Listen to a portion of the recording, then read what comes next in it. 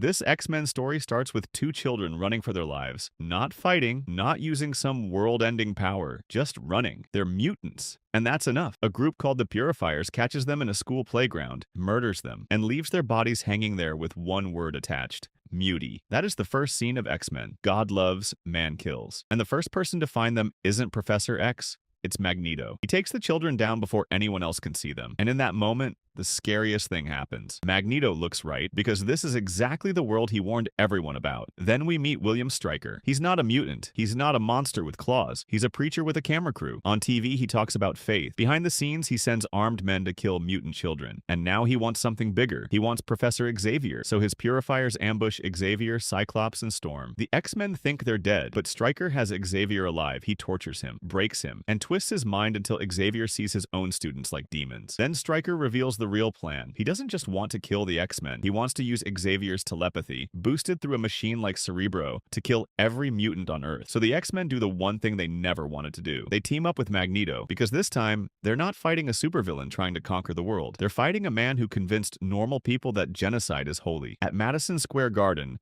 Stryker puts Xavier in front of a crowd. He starts the machine, and suddenly every mutant in the building feels it. Even Stryker's own assistant. She realizes she's a mutant too, and Stryker kills her without hesitation. That's when the mask finally drops. The X-Men break Xavier free. Stryker reaches for a gun. He aims it at Kitty Pryde, a child, again. But before he can shoot, a police officer takes him down, and the X-Men win, technically. But that's the part that hurts, because Stryker is stopped. But the hate that created him is still out there, and Magneto knows it. He tells Xavier this is why peace will never work. And for 1 second, Xavier almost believes him. That's why this story is so brutal. It doesn't ask if the X-Men can beat the villain. It asks how many dead children it takes before the dream starts to break. Follow for more comic stories that are darker than people remember.